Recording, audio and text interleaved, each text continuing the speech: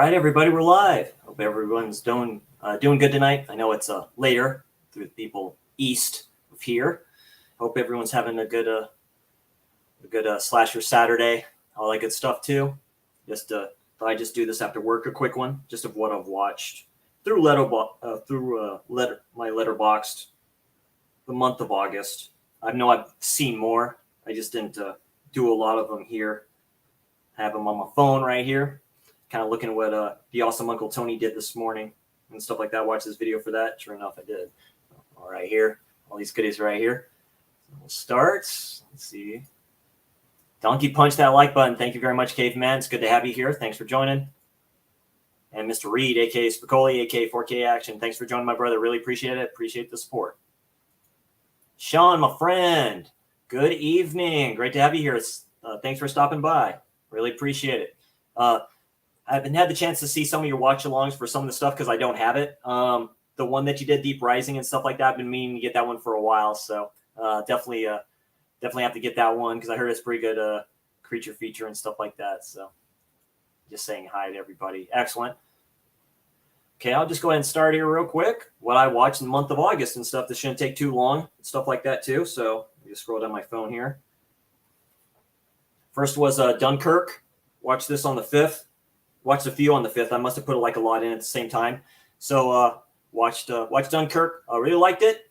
Good Christopher Nolan war film and stuff like that. It's different. It kind of gets mixed reviews for it and stuff like that too. It's pretty fast film. It's not that long, and I have to admit, Mr. Styles is a good actor, good young dude and stuff like that. So I kind of hated on him for a little bit. I'm like, the singer, and he's doing this stuff here, but means I may need to check out Don't Worry, Darling, I think it's called. See if that's any good and stuff like that. Dunkirk.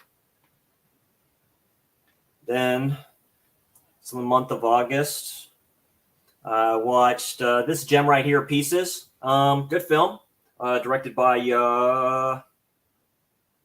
can't see it right here and stuff like that, but my worst favorite actor in Christopher George. Really good slasher. I recommend this to everybody. If you haven't seen it, definitely check it out. It's definitely a good slasher and stuff like that. Specifically, the ending and stuff like that too. Kind of teaches you don't be a dog. You're a dude. Don't be a dog.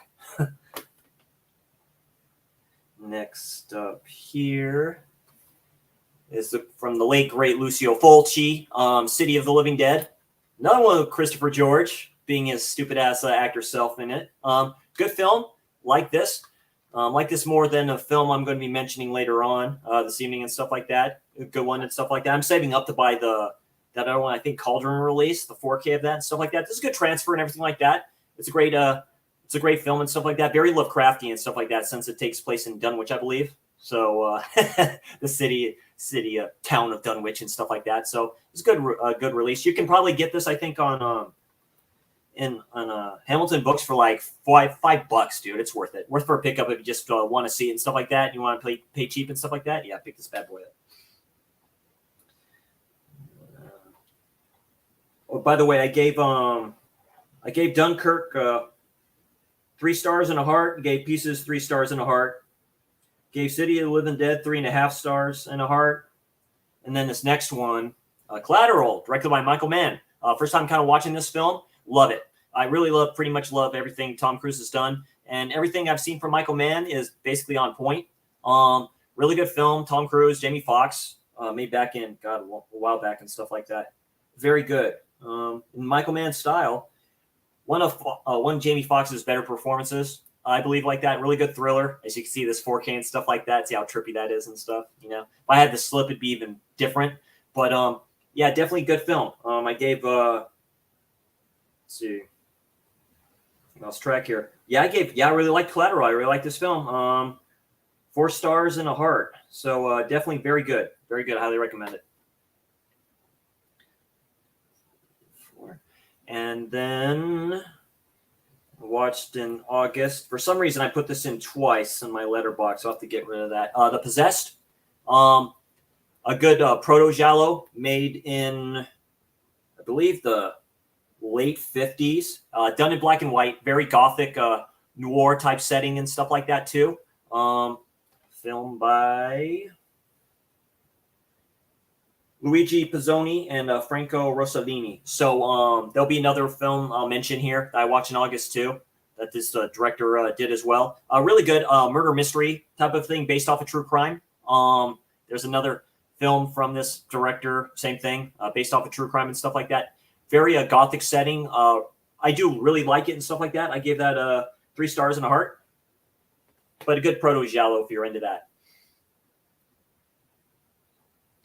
And this one I was really impressed with. I also watched The Black Cat, directed by Lucio Fulci. I have not seen the other Black Cat that Dario Argento did. It was part of the Two Evil Eyes, I think. It's like 2 films and stuff like that. One of them is from Romero. That one, the other one, this version, is done by him and stuff like that. I really like this one. I was really impressed. I gave this one 3.5 stars and a heart. This is really good. This is underrated Fulci film. It's an arrow, of course, like that. Great special features in the back. One kind of like you say, an essay with the great Stephen Thrower and stuff like that. And he said it best. Killer animals, yes, please. I mean, yeah, it does really good. It's kind of a little bit of a slasher. Based off the tale from Edgar Allan Poe. It starts out crazy. I love the actors in this. Let's see. David Warbeck is in here from The Beyond. It's really good. I did my review on this and stuff like that. Great acting. Really good film. So yeah, 3.5 stars. It's a gothic murder mystery type of a thing too. I really like it for what it is. So yeah, that's the Black Cat.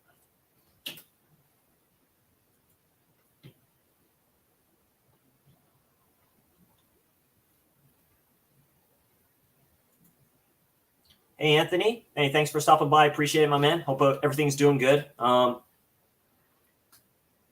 Get my little sweet real quick here of water and all that other stuff. I hope you're doing good, my man. I hope you're staying safe. Very sorry of what happened to again. That's just terrible and stuff like that. I always think me and Spicy, we live in California, so earthquakes. I live in an apartment too, so upstairs like this too. I can lose a lot of this stuff too as well and stuff like that. As long as you're doing good, that's all that matters.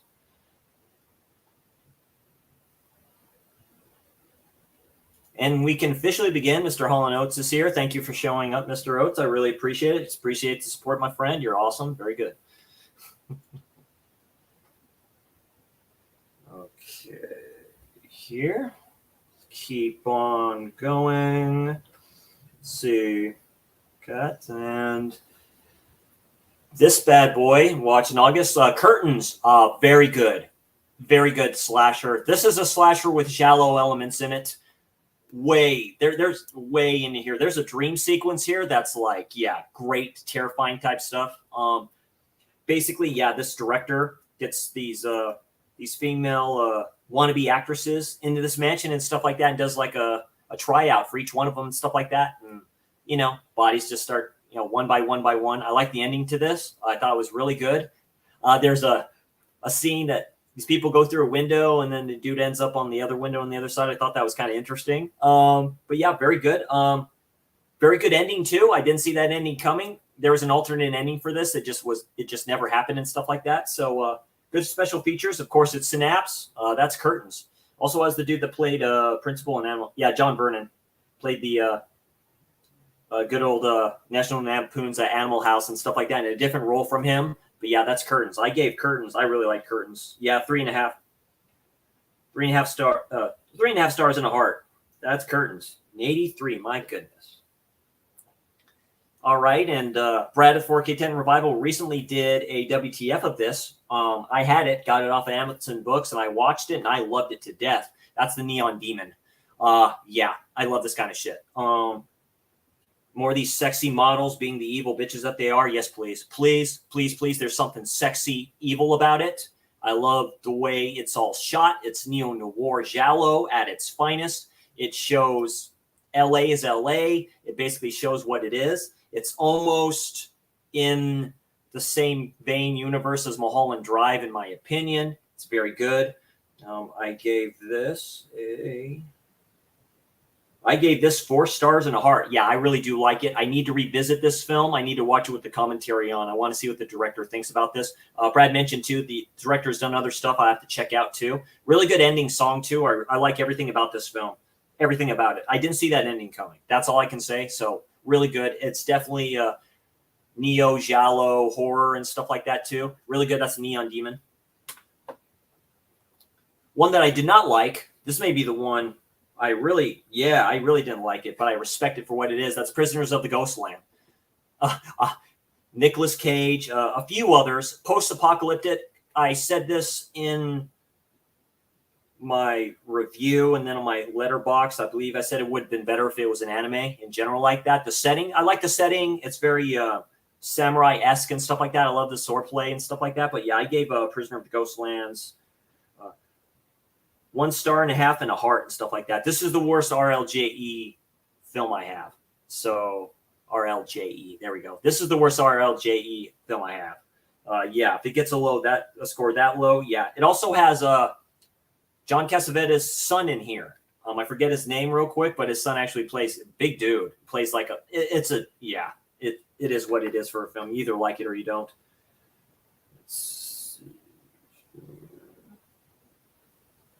Another film from A24 that I actually like a lot better than maybe a lot of people did. It's still low on my list on A24 films. It's probably the lowest reviewed A24 that I have. That's Bodies. This movie surprised me, though. It's a murder mystery. Not much of a slasher, but the ending is still trippy as hell. I didn't see the ending coming at all. I'm like, okay, made me kind of think about it a little bit. I haven't looked at the extras of this, but yeah, I like it. Good cast of characters, and yeah, Peter Davidson being Peter Davidson. So I was actually impressed by it. I gave that 2.5 stars and a heart. That's Bodies. And yeah, because I watched that on the 15th of August. On the 18th of August, when I put my view in for this one, The Fifth Chord. Giallo done during the time when Bird with the Crystal Plumage came out. Again, another film by Luigi Pizzoni. There's also another film from him I have to pick up eventually. I think it's coming out from Severin. It's called Footprints on the Moon, I believe. It's stuff like that, 4K release. I heard that's one of the better films. It got destroyed, I guess. Critics didn't like that. I like The Fifth Chord. It's a lot like The Bird with the Crystal Plumage. A lot. Murder mystery, kind of. Basically starts out, it's a New Year's Eve party. I kind of like the way it starts. And then this man gets assaulted. And then it's a slasher. It's a giallo. Giallo. That's what I like about this genre and stuff like that. It's basically a slasher. Blood killer goes around killing these people and stuff like that. I like the ending to this too. So yeah, it's a good film. I like it a lot. It's a good giallo. Yeah, I gave this 3.5 stars and a heart. Yeah, so very good. I like it. This is from that Giallo Essentials red set, so volume 1. So it's a good set to pick up. So was The Possessed from that same director. So it's like it was good that they put both of his films in that one too. They probably, if they had the rights to Footprints, I'm sure they would have put that on that set probably, since those are only 3 films I think the director did. So give a little break here.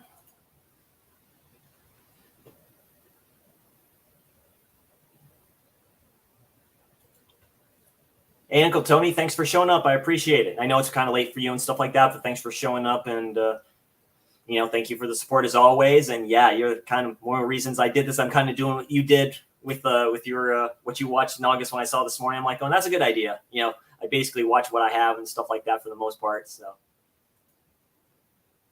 yeah, me neither. I mean, I tried. I like Nicolas Cage as an actor. It just looked like, I like the swordplay a little bit, but yeah, it just wasn't really good.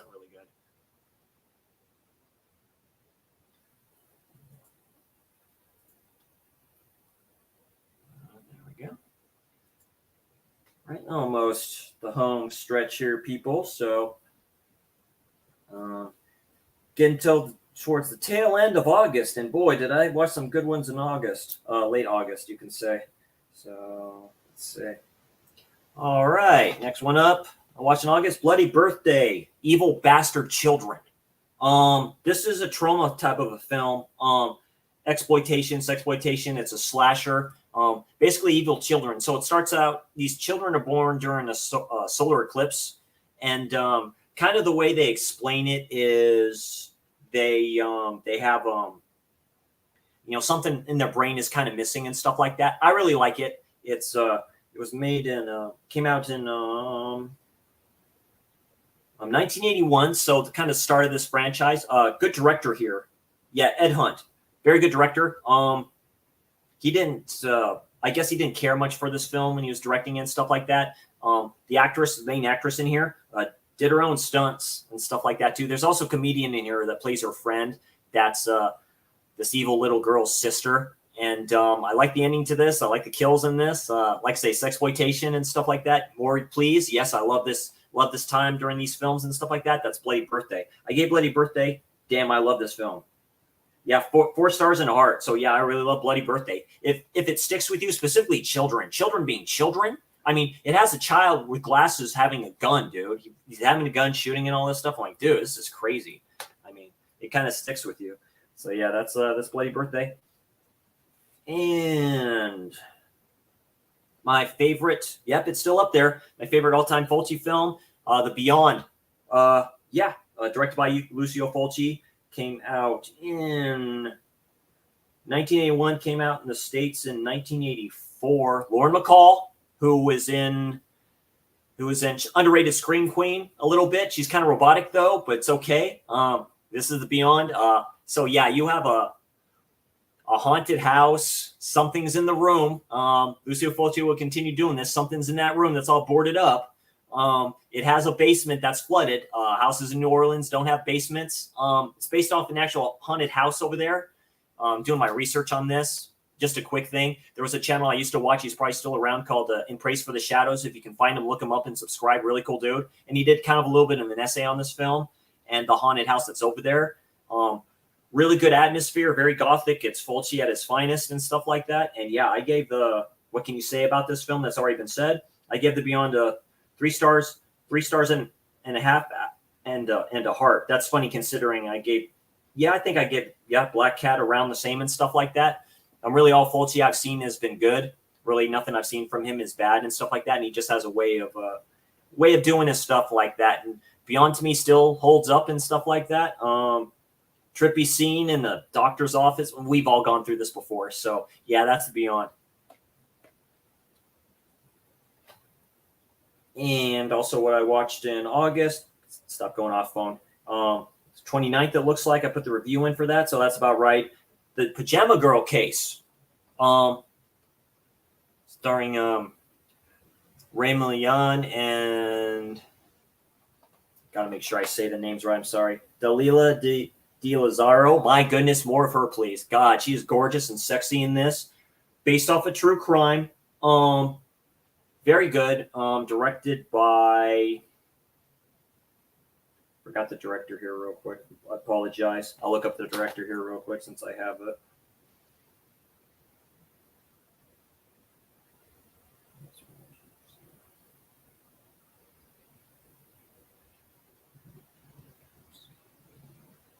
Flavio Magarini. I probably said that wrong. Based off a true crime. It's different. It's a different type of giallo. So it's a true crime. It's a thriller. It's all kinds of stuff going on. I need to revisit this and watch the. I gave it 3 stars and a heart. If I watch it again, the Spanish version, because 80% of this was done in Spain and some was done in Sydney, Australia. The scene with Mr. Milian and stuff like that. You see, I think it's that stadium there in Sydney and stuff like that. It was shot there, so there was some scenes that are shot in Australia and stuff like that. Really good film. I gave it 3 stars and a heart. So yeah, that's the Pajama Girl Case. I recommend this to giallo fans. If you're getting into this and stuff like that, try this film. I wouldn't recommend it at the start, but it's a good film. I like it a lot. Like I say, another watch the Spanish version and stuff like that. I'll probably appreciate it better. Some dubbing kind of goes back and forth here and stuff like that. I was surprised by the ending because it works in past tense. So that's Pajama Girl Case. And last but not least, I watched on 31st of August, House by the Cemetery. People love this film. This is a WTF film to me. I like it. There's something in the basement. Directed by Lucio Fulci. Came out in 1981. This one came out in 1984. I probably said that with one of his other films, like The Beyond and stuff like that. I think came out sooner and stuff like that. All came around. These films all came out around the same time. There's, his family, Lauren Bacall again. The ending to the trilogy here goes into this house. A lot of batshit crazy, literally stuff goes on. Lucio Fulci had a thing with bats, putting bats in his films. That's okay. There's a scene here with a bat. I forgot to mention that. That's like, it's pretty trippy. The eye sequences, the staring between the two characters. There's a lot of WTF stuff going on here. Brad mentioned that he's doing, this is on the list too for a WTF stream. That's House by the Cemetery. I really like it. I'm surprised I gave it a better review than, surprised I gave it a better thing than The Beyond. I gave it 4 stars and a heart. My goodness. It'd probably be a masterpiece if I probably watched the Italian version of it. There's a kid in here named Bob. It's the worst dub voice I've ever flipping heard. If y'all know what I'm talking about, you probably heard it. But yeah, it's I obviously I love Fulci. I really like the film. That's House by the Cemetery. It's not funny with Fulci Friday. That was the last one I watched in August.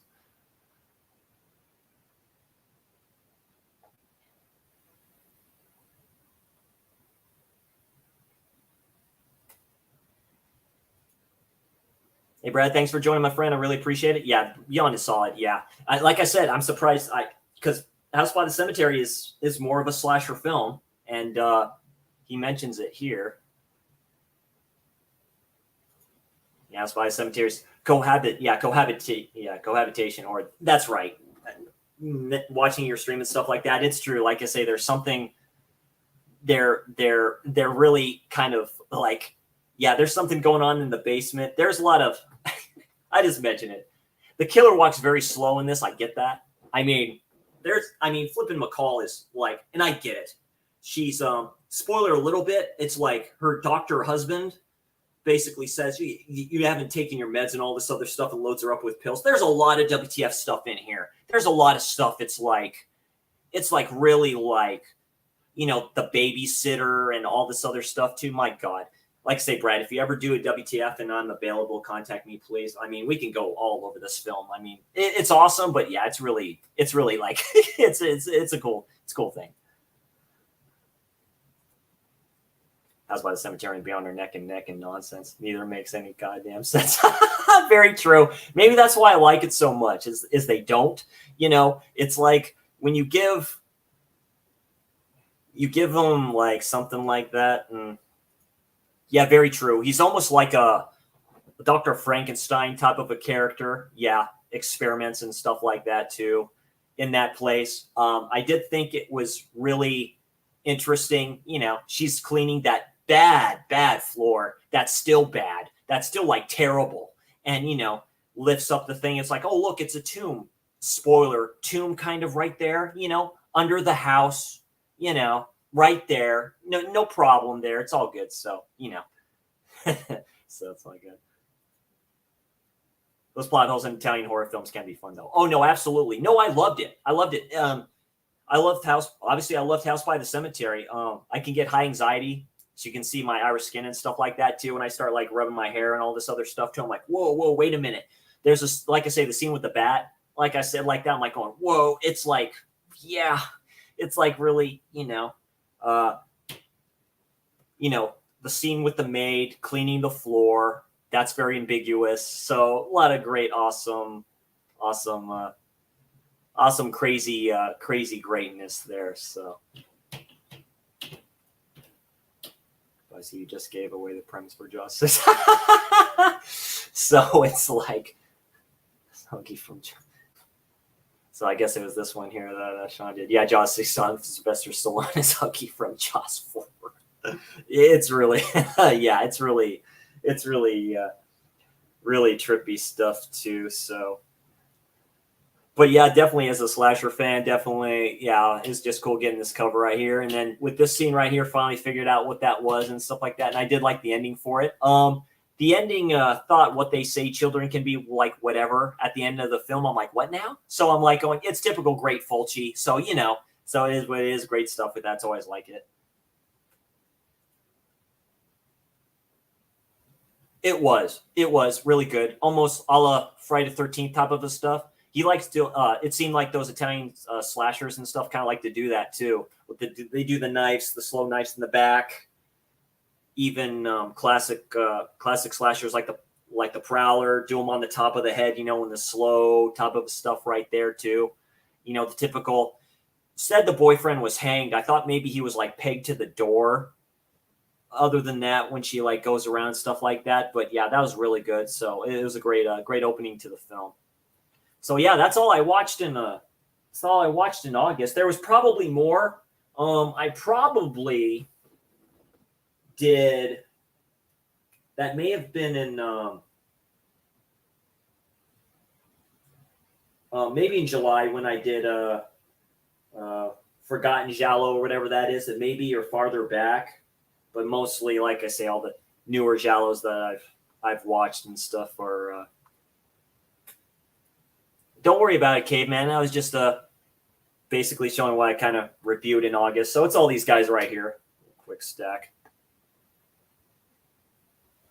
I really like the Black Cat. I have to admit, I really like the Black Cat. That's a good adaptation of that. I was pretty impressed.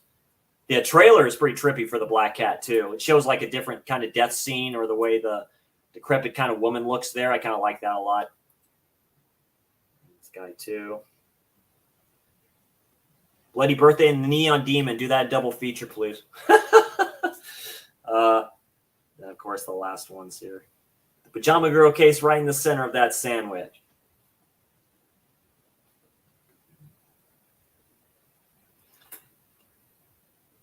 And just what I watched in August, and then future content and stuff like that.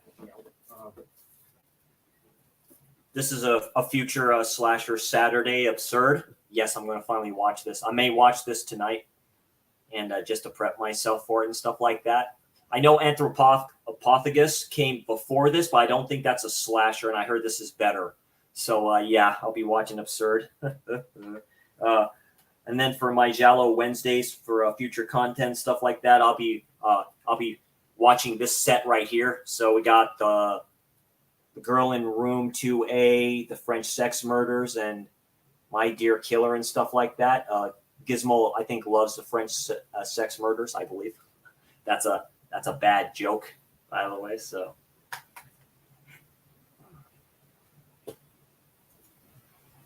Yeah, it is. It is spicy. Absurd and Anthropophagus came in like a box. You may be able to find that on eBay. Maybe just the box. If you can find the box by itself on eBay, just get those two. Maybe pick it up. It'd be good.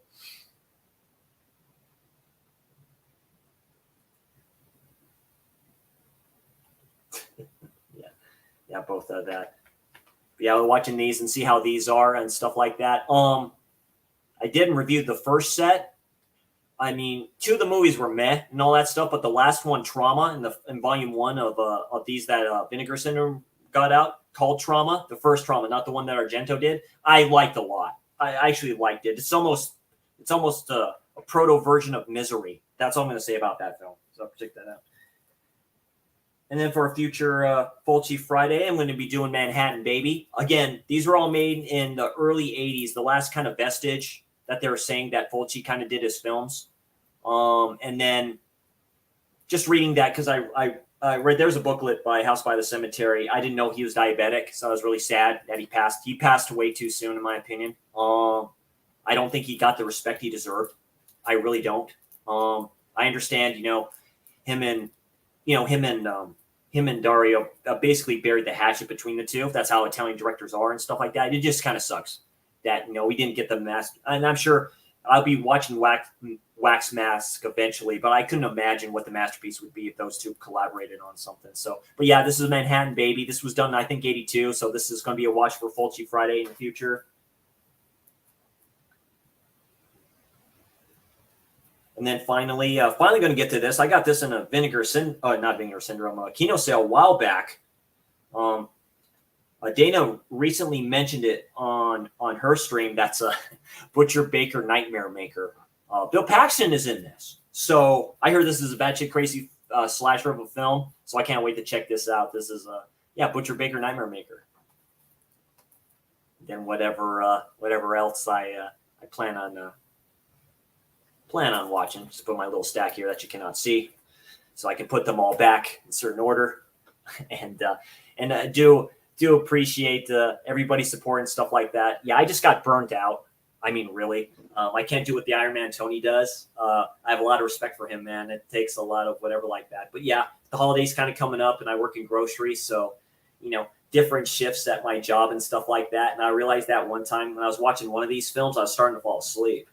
And I'm like going, damn. So it's like, got to get back on track and get some real life shit done. But the content is still coming. That's why I got rid of those episodes, just to, and I'll eventually do a manga Monday and stuff like that. I just can't do the speed reading for a lot of that stuff. So I also do read horror books.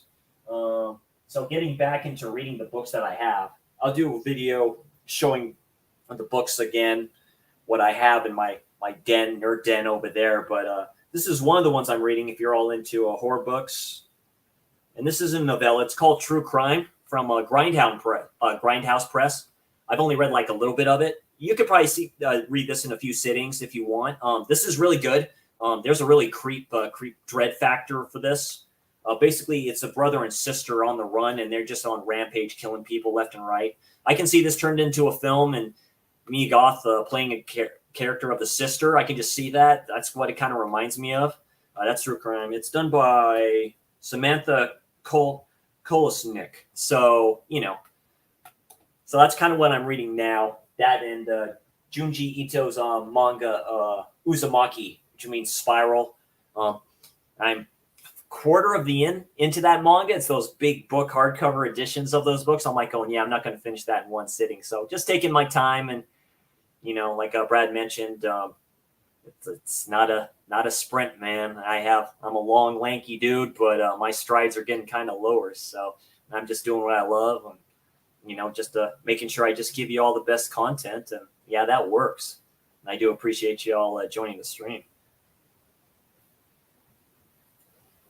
Very true, Tony. That's an interesting story. That happened with. It's probably the lowest on the David Cronenberg list. That's Naked Lunch. I like the film. It's too long. Peter Weller is a trippy actor, and that I was dozing off a few times. I'm like, what's going on with this film? It's and. That was the first time that happened. I'm like, shit, this is David Cronenberg. I shouldn't be doing it. And there's some kind of course, it's Cronenberg, so there's disturbing kind of body horror type stuff in there, but it's based off an author who was there during the filming of that. And it has the late, great Roy Schreider at the end. And I forgot how trippy of an actor he could be, so.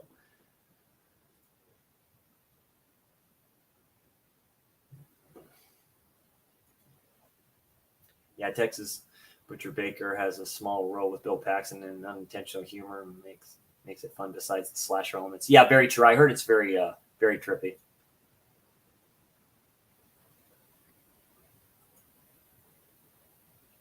And very true. Yeah, very true. He's the only Iron Man, and I respect his reviews. I respect that one review he did.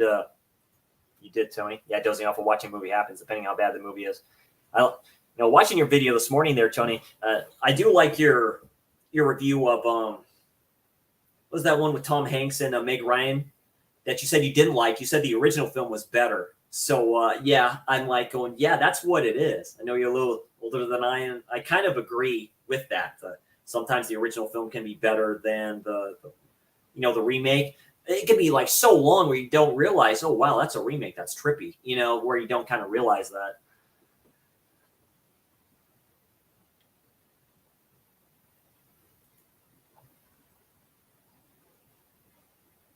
I'm gonna have to check that out, Caveman. Big love. Okay. There was also, what is it? Criterion released it. One False Move. He's in that one too, isn't he? So Yeah, you've got mail. Yeah, you've got mail. I heard it's Sean. Yeah, just kind of like that stuff there and stuff like that.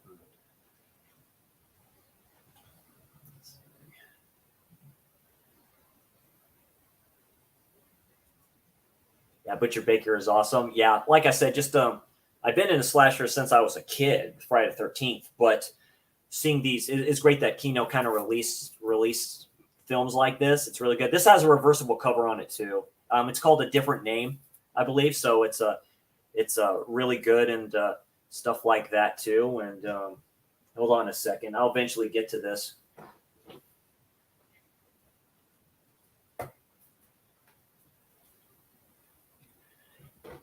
Because Brad, you'll be happy since I have this coming.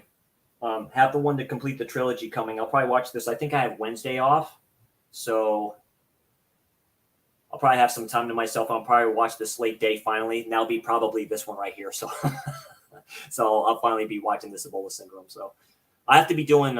Eventually be doing. Go with the trend here. Do these Category 3 films that I have and stuff like that. I also have that other set from Vinegar Syndrome that has like 3 of them in there. I think. I'll get to that.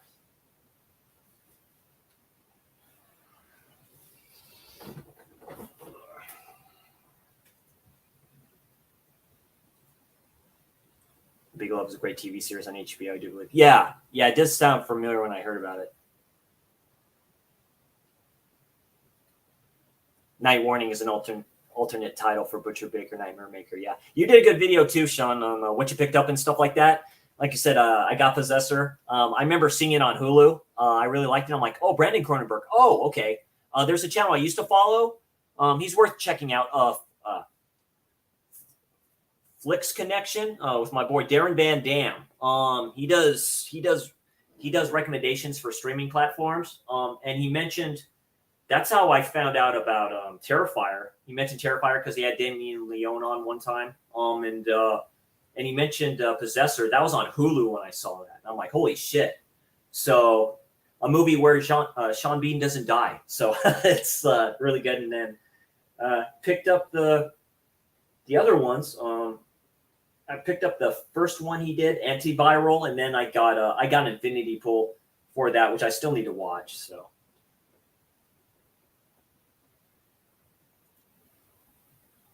I still haven't seen Ebola Syndrome. I can't decide if I would even like that.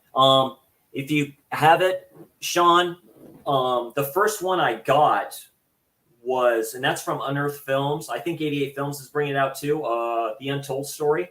That movie is crazy. And I love The Untold Story, but that's not for everybody.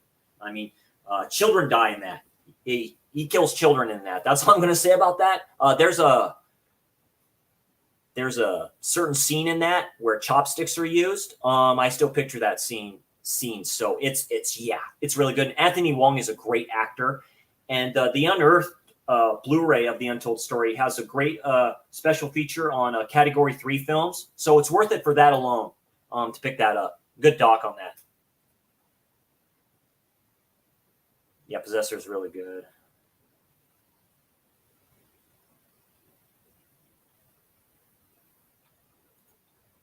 Cat 3 is like an acquired taste. You have to have no taste to begin with to acquire it. I also have that one. I think Brad mentioned that's a Category 3 film. It's called Calamity of Snakes. So that's from Unearthed. So I need to watch that one too. And I got one.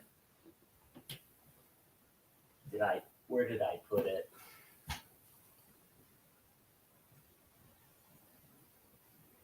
It's called, here it is. Just a real quick shameless plug, and then I'll get out of here. Get you all going this evening. I mentioned this when Brad was on my stream when I got my stuff from Hamilton Books and stuff like that. I just saw the cover for it, and I decided to get it. I did not know it was from Unearthed Films. I'm going to need to watch that too. So, it's called A Torch, and it's from the people who did Gutterballs and Live Feed. This is considered Category 3, I think. And, it's from Unearthed Films and stuff like that too. So, Chuck at Gore Forever did a good new video collection update too, mentioning some films that Unearthed, I think, just released or going to release. I may need to pick those up too. They seem to be a cool label for for doing for going into more of the deep stuff and stuff like that too. But like I say, well, like Brad said, stuff like this is acquired taste. You got to have a kind of a strong stomach. I kind of do. Some stuff kind of gets to me, like a quick thing about me and stuff like that. I love vampire films. Some stuff though, like you can say, unfortunately, sometimes in scenes you see the biting on the wrist and stuff like that. That shit freaks me the hell out. That makes my anxiety go through the roof. Anything biting on the wrist or stuff like that, it kind of like, whoa, okay, so it's really trippy. But yeah, so I may watch this after Ebola syndrome. Not on one sitting. I'm not that crazy. I won't do that because I won't be able to show up for work, and I can't have that happen. So, so let's see. Yeah, Ebola. I think Anthony Wong like cuts his tongue in that film and stuff, starts spitting at people. So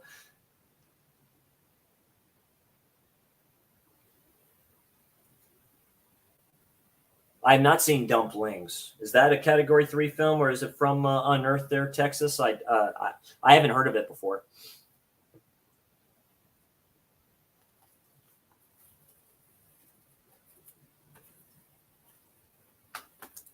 But yeah, absurd. Definitely. Yeah, Joe D'Amato and Mr. Eastman. Eastman was a big dude, so can't wait to check that out. That's not that long of a film, too. It comes with the soundtrack CD, so it's like, so it's all good. All right, we've gone on for 40 minutes. That's pretty good for a quick thing. Thank you all for showing up, six to eight people. So I think that's some of the most I've had here on the stream. I do appreciate it and stuff like that. And I'll probably do kind of more streams like this and stuff like that. You know, do this at the end of every month, starting of a new month, and do a stream of what I watched. I'm going to start, what I watch, I'm going to start putting more of that on Letterboxd and stuff like that too. And thank you all for, joining me on Letterboxd too, and subscribing to me here. And it's like, it's really cool. And I do appreciate the support, and I love it. If he one kills and eats like 7 kids in the Untold Story, Ebola syndrome is actually more disgusting. Yeah. Technically he doesn't eat them, he serves them. That's based off a true story too. Like I say, the Untold Story, that's based off a true crime. God, it's terrifying.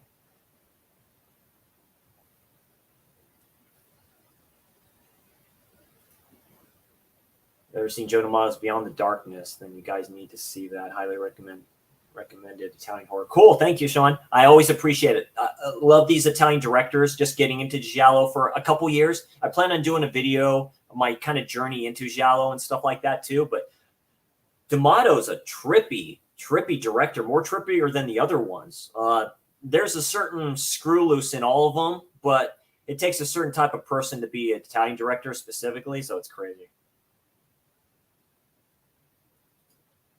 Yeah, another Severin. Okay, yeah, that's kind of true. Like I say with Severin too, like they always say, just wait for a sale and stuff like that too. Like I say, I'm a huge Fulci fan for his films and stuff like that, but I'm not buying The Psychic for $55 damn. So I'm not doing that. Anyway, I'll get you all going this evening. Thank you all very much for joining me tonight. Really appreciate it on this awesome slasher Saturday evening. Hope you all enjoy the rest of the weekend. I will catch the streams that Gizmo is doing. I'll have to catch the replay of that. I'll catch the replay of busy streaming day tomorrow. Dirk's doing his Hour to Kill. Steve's going to be on that. Captain B Plan, aka the Captain, my Captain's going to be on there. So I highly check that out. They're going to be doing lesser known giallos and stuff like that of what to check out there. So that'd be very cool. So I'll definitely catch the replay of that. Also on Gizmo's channel, Something Rotten in My Collection. We could see the Caveman's part of that. So it's very cool to see Caveman just doing his thing. You're doing awesome there, guy. I appreciate that. Awesome dudes and stuff like that for what he's watching and stuff like that, and seeing what everybody's watching. I know Pops, I think they picked Pops to watch, Ellen to watch Come See. So it'll be interesting to see his kind of reaction for that. So cool stuff tomorrow and stuff like that. And cool stuff tonight. Thank you all for hanging out. I really appreciate it. You have a great evening, all of you, and stuff like that. If you could, slash the like, sleeping bag, donkey punch, whatever like that, or do the Mortal Kombat sleeping bag kill that Jason does in Mortal Kombat X. If you could, subscribe, and really appreciate the support. You all have an awesome evening, and I'll talk to you all later. You awesome people. Take care. Bye.